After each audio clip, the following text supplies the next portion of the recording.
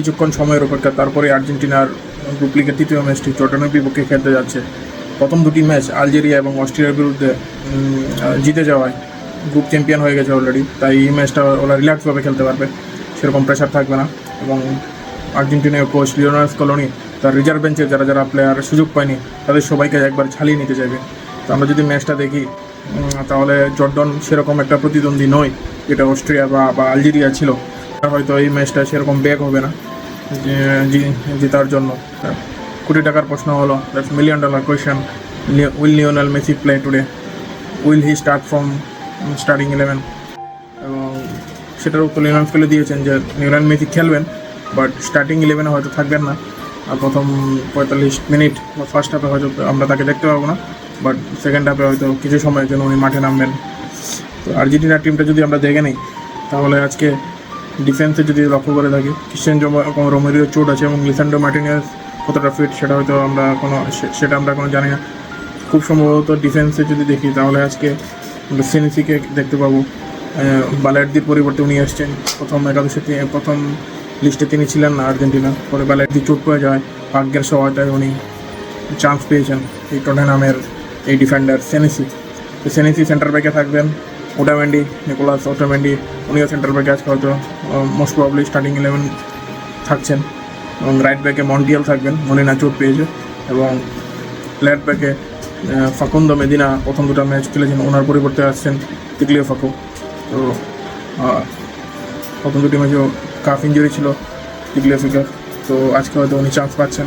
মাঝ মাঠে আমরা যদি দেখি Lo Celso, Palacios, Barco, Paredes এবং গুলোনিও সিমোনের ছেলে ওকে জ্বালিয়ে নিতে চাইবে স্কেলোনি।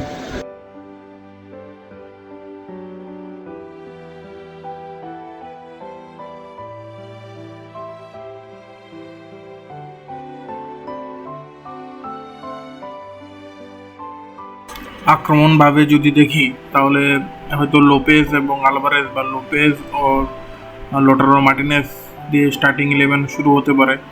এবং লেফট উইংয়ের অ্যাটাকে যদি আসি তাহলে নিকো গঞ্জালেস অথবা আলমারাজ গত দুটো ম্যাচ খেলছিল পরবর্তী হিসেবে, তাদের পরিবর্তিত নিকো পাসকে দেখতে পারি। সো বাট আর্জেন্টিনার চিন্তার কারণ হলো মেসি যারা গোল পায়নি, মিডফিল্ডে হয়তো এনজো ম্যাকঅ্যালিস্টার এবং ডিফোল্ডের হয়তো আছে বিশ্রাম পাবেন, পরিবর্তে কিছু সময়ের জন্য হয়তো আসবেন। তো স্টার্টিংয়ে আই থিঙ্ক মাঝ মাঠে লো সেলসো, পালাসিওস, পারাদেস, সিমে। বাট তার আগে যে ম্যাচটা হচ্ছে পর্তুগাল বনাম কলম্বিয়া, সেটা দেখার জন্য আমরা সবাই তাকিয়ে আছি ভাই, কারণ পর্তুগালের এই ম্যাচটা খুবই জরুরি জেতার জন্য। পর্তুগালের যদি আমরা গ্রুপটা দেখি তাহলে পর্তুগাল যদি ম্যাচটা হেরে যায় তাহলে কিন্তু ওর সামনের দিকে রাউন্ড অফ 32-তে খুব সম্ভবত ইংল্যান্ড, রাউন্ড অফ 16-এ খুব সম্ভবত স্পেন এবং কোয়ার্টার ফাইনালে ফ্রান্স, আর সেটাও যদি জিতে যায় তাহলে খুব সম্ভবত সেমিফাইনালে নেদারল্যান্ডের মুখোমুখি হতে হবে পর্তুগালকে। আর ওদিকে যদি পর্তুগাল ম্যাচটা জিতে নেয় তাহলে গ্রুপ চ্যাম্পিয়ন হয়ে যাবে। সেই সুবাদে রাউন্ড অফ 32টা একটা সহজ প্রতিপক্ষ হিসেবে পাবে প্যারাগুয়েকে।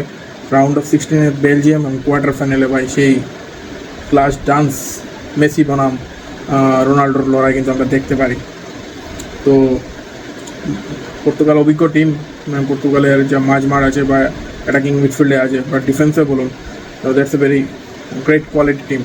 আপনার ডিফেন্সে আছে রুবেন ডিয়াস এবং নুনো মেন্ডেসের মতো প্লেয়ার, মাঝ মাঠে বিতিনা এবং জোয়া নেভেস, অ্যাটাকিং মিডফিল্ডারে থাকছেন ব্রুনো ফার্নান্ডেস, জোয়া ক্যানসেলো এবং সর্বোপরি ক্রিশ্চিয়ানো রোনাল্ডো মেন স্ট্রাইকার হিসেবে থাকবেন। So Portugal is a very balance team, এবং সেটা যদি মাঝমাঠ এবং এটাকে যদি আমরা একটা সিঙ্ক্রোনাইজেশন দেখতে পারি ডিফেন্স সহ, তাহলে কিন্তু কলম্বিয়াকে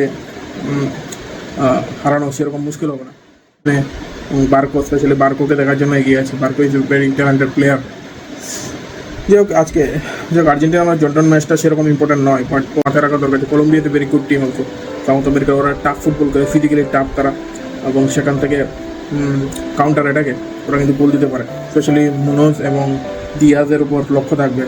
দিয়াজ তাদের যে স্পিড এবং উইং বরাবর যে তাদের অ্যাটাকটা, সেটা কিন্তু দেখার মতো হবে।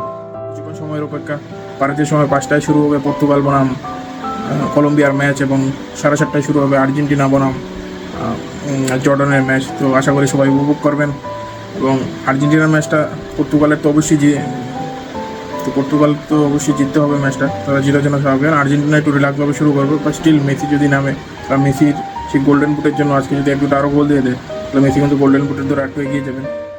সেটা কিন্তু একটা এক্সপেক্টর এই ম্যাচটা দেখার জন্য ফর আর্জেন্টিনা পাওয়ার জন্য, মেসিকে দেখার জন্য। মেসির যে যত ভক্ত আছে, আর্জেন্টিনার ভক্ত আছে, সবাই তাকিয়ে থাকবে।